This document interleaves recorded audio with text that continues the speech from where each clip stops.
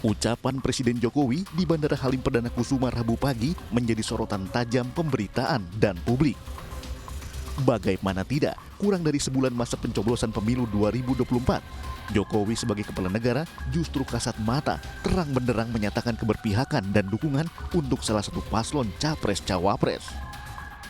Pernyataan bahwa Presiden dan Menteri boleh memihak dan ikut berkampanye disampaikan Jokowi ketika dirinya tengah bersama Capres nomor urut 2 Prabowo Subianto. Presiden Jokowi menyatakan seorang presiden boleh memihak dan berkampanye dalam pemilihan presiden selama mengikuti aturan waktu kampanye dan tidak menggunakan fasilitas negara. Pernyataan Jokowi itu merespon kritik terhadap menteri-menteri yang berkampanye dalam Pilpres 2024. Menurut Jokowi, hal itu tidak melanggar.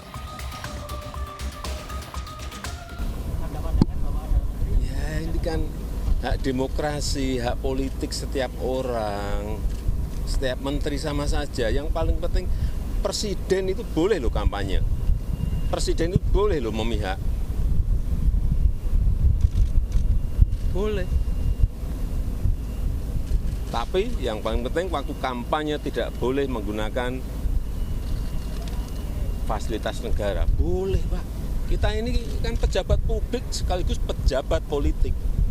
Masa gini nggak boleh berpolitik? Nggak boleh. Menteri juga boleh. Gimana? Itu saja. Yang mengatur itu hanya tidak boleh menggunakan fasilitas negara. Itu aja. 45 personil gabungan dari Polda Metro Jaya, Polres Metro Depok, dan Polsek Sukma Jaya dikerahkan dalam pelaksanaan rekonstruksi kasus pembunuhan mahasiswi berinisial KRA 20 tahun yang dibunuh oleh kekasihnya berinisial AA 20 tahun. Rekonstruksi digelar di rumah kontrakan tersangka yang merupakan lokasi aksi pembunuhan di Jalan Blacus, Sukma Jaya, Depok. Sebanyak 30 adegan diperagakan oleh pelaku. Motif pelaku yaitu ingin mencabuli korban tapi ditolak oleh korban dan berupaya melawan dengan berteriak hingga pelaku menganiaya korban. Pelaku pun sempat mencabuli korban dalam kondisi setengah sadar usai dianiaya. Sebelumnya polisi sempat mengungkap kronologi pembunuhan yang terjadi di rumah kontrakan pelaku di Jalan Belacus, Sukma Jaya, Depok. Jasad korban terungkap setelah pelaku mengirim pesan kepada ibunya bahwa ia telah membunuh korban di dalam rumah kontrakan, lalu kabur ke Pekalongan, Jawa Tengah.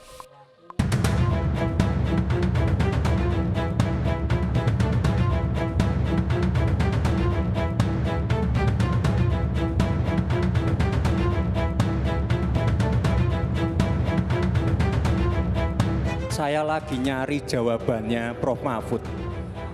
Saya nyari-nyari di mana ini jawabannya. Kok nggak ketemu jawabannya?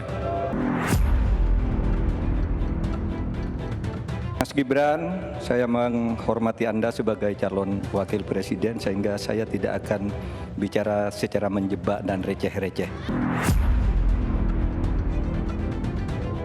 Debat itu kadang-kadang memperlihatkan sifat asli daripada peserta itu. Jawaban-jawaban Gibran itu atau tingkah laku itu tidak disukai orang. Digunakannya alat negara untuk pemenangan paslon tertentu.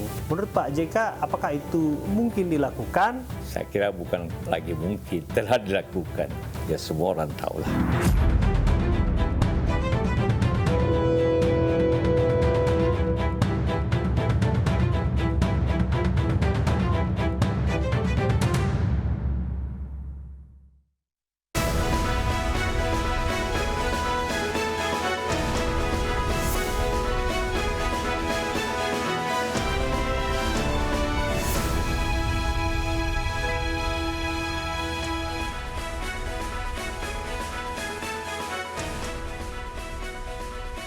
Selamat malam pemirsa, debat calon wakil presiden menjadi percakapan publik. Bahkan wakil presiden Republik Indonesia periode 2004, 2009, 2014 hingga 2019 maksud kami Yusuf Kala berucap debat cawapres bukan tempatnya cerdas cermat.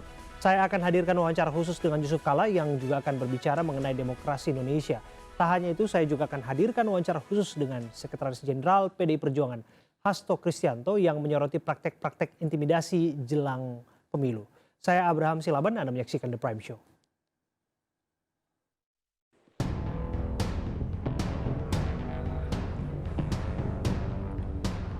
Saya lagi nyari jawabannya Prof. Mahfud.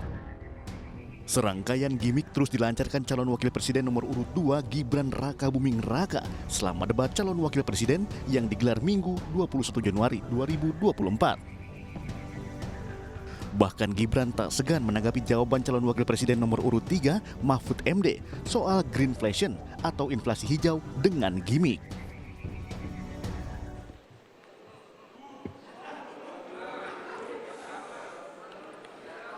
Saya lagi nyari jawabannya Prof. Mahfud. Saya nyari-nyari di mana ini jawabannya. Kok nggak ketemu jawabannya. Saya tanya masalah inflasi hijau kok malah menjelaskan ekonomi hijau. Saya juga ingin mencari itu jawabannya ngawur juga itu. Gila ini. Ngarang-ngarang ndak karuan mengkaitkan dengan sesuatu yang tidak ada, gitu ya. Begini loh, kalau akademis itu gampangnya kalau bertanya yang kayak gitu-gitu tuh recehan, gitu. Recehan. Tidak hanya gimmick, dalam debat kemarin Gibran juga kerap menyerang dengan singkatan. Ketika diminta menjelaskan, Gibran kembali menyerang Mahfud MD dengan sebutan profesor. Mahfud pun menanggapi dengan santai serangan Gibran. Bagaimana cara mengatasi greenflation? Terima kasih. Masih ada waktu, Bapak Gibran. Aturan, istilah-istilah. Kami sampaikan kembali terminologi atau singkatan, mohon untuk Baik. dijelaskan. Enggak, tunggu. Silakan dilanjutkan. Masih ada waktu. Ini tadi tidak saya jelaskan karena kan beliau kan seorang profesor. Sesuai dengan Oke, aturan. greenflation adalah inflasi hijau. Serangan juga diberikan kepada calon wakil presiden nomor urut 1 Muhaimin Iskandar tentang catatan. Muhaimin langsung membalas serangan Gibran. Enak banget ya Gus ya, jawabnya sambil baca catatan tadi. Terima kasih. Saya catat sedikit. Yang penting ini bukan catatan Mahkamah Konstitusi. Gibran Rakabuming Raka dikenal kerap tampil menyerang selama debat calon wakil presiden. Meski kerap menyerang, namun substansi jawaban calon wakil presiden nomor urut 2 kerap menjadi pertanyaan. Tim Liputan iNews melaporkan.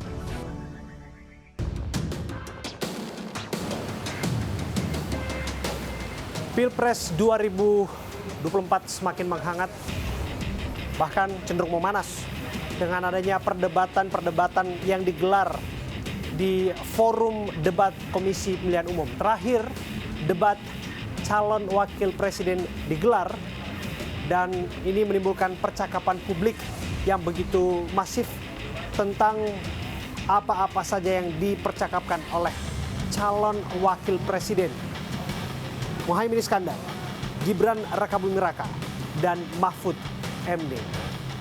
Saya Abraham Silaban akan menggali pandangan dari sosok yang pernah menjabat sebagai wakil presiden Republik Indonesia 2 kali, tahun 2004-2009, tahun 2014-2019. Beliau orang yang makan asam garam urusan perdebatan di KPU sebagai calon wakil presiden, bahkan pernah dulu mencalonkan diri sebagai calon presiden. Apa pandangan beliau tentang bagaimana perdebatan antara masing-masing calon wakil presiden dan bagaimana pandangan beliau mengenai politik dan demokrasi Indonesia saat ini. Saya Abraham Silaban, ikuti wawancara khusus saya dengan narasumber istimewa ini.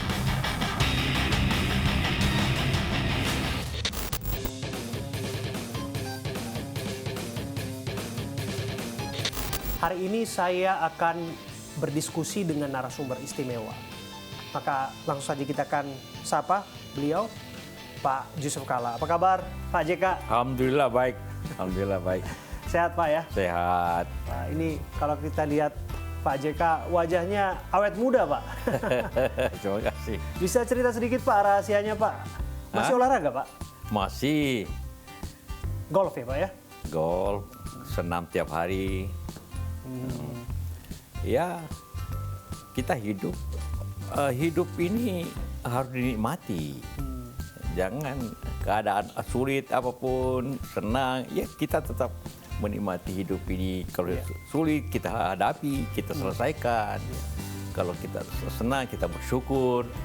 Nah, itu kita akan hidup tenang itu. Artinya bahagia itu dimulai dari hati dan pikiran ya, Pak ya? Ya, betul. Sekalipun sudah memasuki masa pensiun, saya penasaran sebetulnya, Pak. Posisi Pak JK, dan saya pikir bukan hanya saya, publik juga, mengenai posisi Pak JK dalam kontestasi Pilpres 2024. Saya akan ke sana nanti, Pak. Tapi saya izinkan Pak JK untuk memberikan amatannya mengenai apa yang baru saja kita saksikan, Pak. Bicara soal wakil presiden ya, Pak ya. Kemarin sudah digelar debat kedua untuk calon wakil presiden dalam 5 sesi agenda debat yang diagendakan oleh Komisi Pemilihan Umum. Ya. Pak JK nonton pasti ya? Nonton. Nonton, Pak. Nah, penilaian umumnya seperti apa, Pak? Jalannya debat? Ya, asik, hanya menegangkan ataupun kadang-kadang menarik untuk dilihat dan juga mengikuti kemampuan, dan kita melihat kadang-kadang di debat begitu keluar aslinya masing-masing. Ya, dari cara menjawab, cara bereaksi. Itu akan kelihatan juga itu sebenarnya. Dan itulah semalam di samping substansinya ada, tapi penuh juga dengan gimmick-gimmick atau semacam apa ya, bukan tipuan tapi semacam cara untuk menjatuhkan orang lain. Mungkin di luar konteks kebijakan. Bapak menangkap ada peristiwa itu, Ya. ada skenario untuk menjatuhkan. Ya. Banyak malah, Pak. Oke. Ini Masing-masing. dari paslon nomor berapa, Pak, ini, Pak? Ya, kalau semua kan sudah lihat. Iya. Ya dimulai di paslon nomor 2. Nah, tentu juga dibalas yang lainnya. Nah, tapi dimulai dari paslon 2 yang memulai keluar daripada konteks sebenarnya. Oke, contoh, Pak. Ya, pertanyaan kita lihat sama-sama. Pertanyaan-pertanyaan yang menjudutkan atau pertanyaan melecehkan gitu orang. Seperti kata Anda kan, Bapak kan profesor, mestinya tahu ya. Profesor kan tahu bidangnya, bidang lainnya dia tidak tahu kan. Betul. Walaupun bukan profesor itu tidak mengetahui semua hal di dunia ini kan. Termasuk istilah-istilah. Setelah tahu lah kelakuan-kelakuan apa yang ingin memberikan kesan, menjatuhkan orang. Ya, akhirnya debat itu diakhiri dengan itu. Padahal sebenarnya awal mulanya mulai bagus pada saat semua pihak berbicara tentang lingkungan, ekonomi pembangunan berkelanjutan ataupun energi, tapi rusak dengan itu. Tapi juga kelihatan juga siapa yang menguasai masalah, siapa yang tidak. Bagaimana Bapak menilai apa yang dilakukan oleh Prof. Mahfud untuk tidak menjawab? Iya, kan semalam itu kan Gibran bertanya tentang green inflation. Yes. Yang tidak jelas. Ya, pertama sudah ada aturan daripada moderator, tidak boleh bertanya tentang singkatan, dan kalau ada istilah yang aneh itu harus bukan bahasa Indonesia, itu agak dijelaskan dulu apa istilah itu. Dan kadang-kadang bahasa Inggris harus dijelaskan bahwa green inflation itu, dan penjelasan Gibran juga salah juga. Tidak jelas juga malah, karena tidak, green inflation itu kalau upaya untuk katakanlah transisi energi, tapi kemudian mahal, akibatnya mahal, maka apa solusinya sebenarnya? Betul. Ya, tapi Mas Gibran menjelaskan bahwa hanya terjemahannya kemudian mau contoh di Paris orang berbaju coklat, tidak ada hubungannya kan? Demo rompi geni. Ya. Padahal pertanyaan apa upaya untuk mengatasi green inflation? Ya sebenarnya itu green inflation akibat saja sebenarnya kalau transisi terus sekarang kita mau ganti listrik dari batubara ke EBT. Bisa meningkatkan. Iya, tentu diatasi dengan transisi yang baik ataupun dengan katakanlah subsidi dulu sambil berjalan sama sekali diatasi. Atasi karena beralihnya dari mobil yang pakai bensin atau ke listrik, ke EVC itu solusinya ya kasih subsidi, kan gitu. Bukan soal baju. Agar tidak berdampak langsung. Iya. Jadi sedikit banyak apa yang dilakukan oleh Prof. Mahfud sudah pada tempatnya menurut Bapak? Oh iya, karena itu tidak jelas, penjelasannya juga tidak jelas. Ya, saya kira benar tuh Prof. Mahfud, dia tidak menjawab.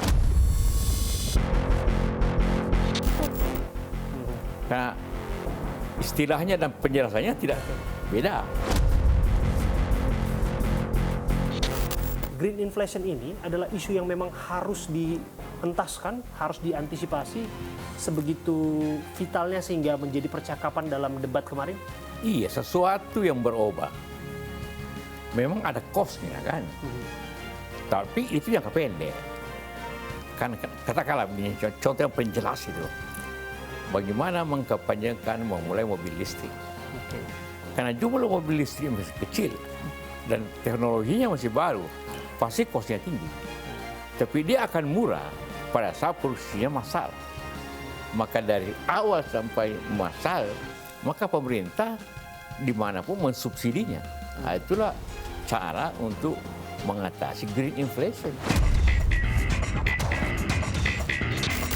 Bagaimana Bapak menilai istilah-istilah ini, apakah memang bisa ditangkap oleh publik sehingga mereka bisa dicerdaskan melalui debat capres-cawapres?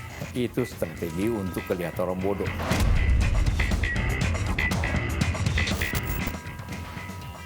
Ini kan pertunjukan. Maka ditanyalah sesuatu pertanyaan yang dapat dipastikan dia tidak tahu. Maka bukan menjadi substansi milik cerdas cermat.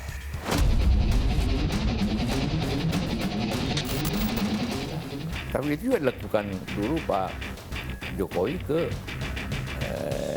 Prabowo dulu, tahun 2019.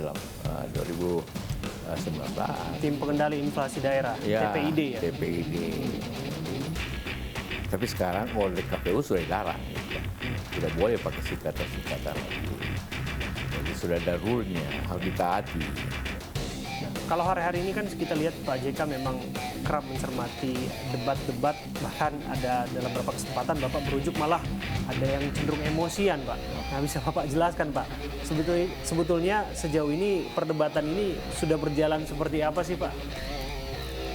Ya seperti saya katakan tadi, debat itu kadang-kadang memperlihatkan sifat asli daripada peserta itu. Kalau dia tersudut, tidak tahu, muncul emosi.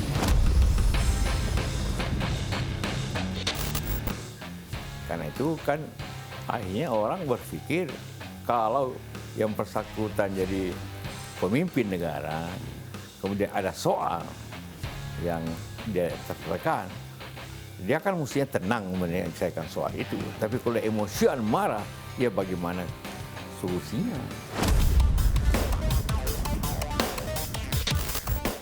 Nah, itu menjadi contoh bahwa sifat asli atau bahwa pemimpin itu bisa menjaga emosi.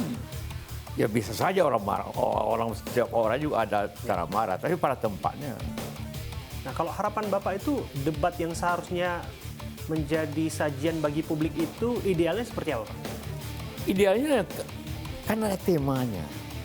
Fokuslah pada temanya. Iya pada tema, bahwa ada menyangkut hal-hal yang patut diketahui dan tidak tahu, ya itu nanti memperlihatkan juga kemampuan daripada yang ikut debat itu.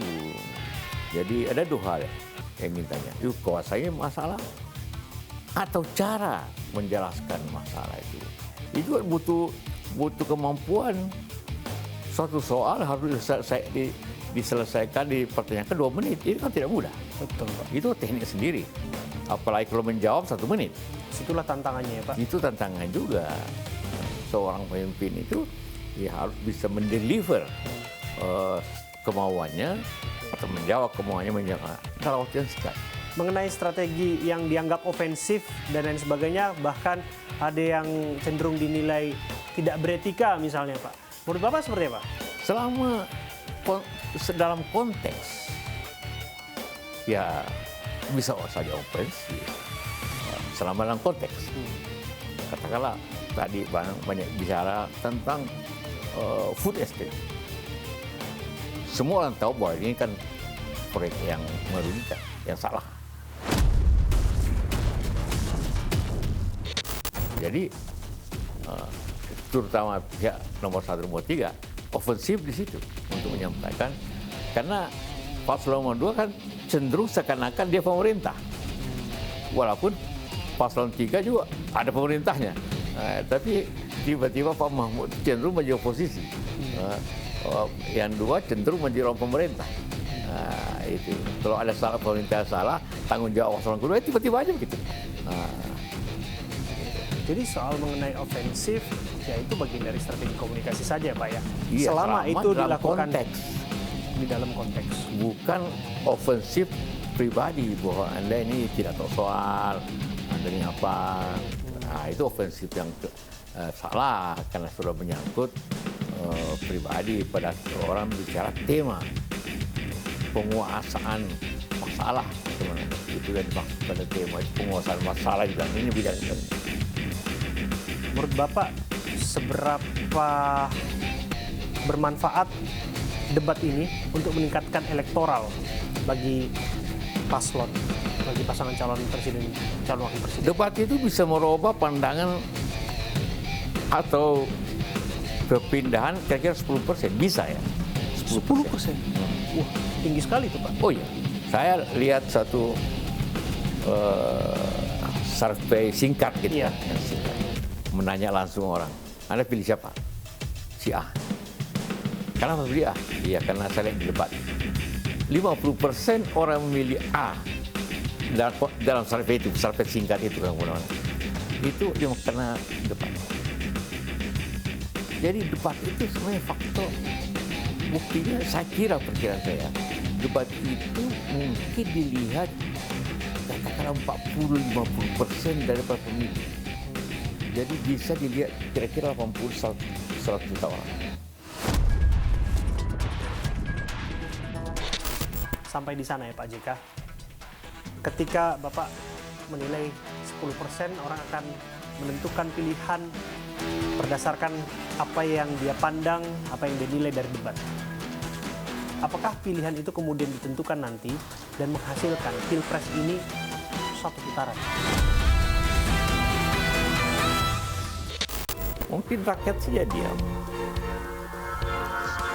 tapi akan terjadi namanya silent majority.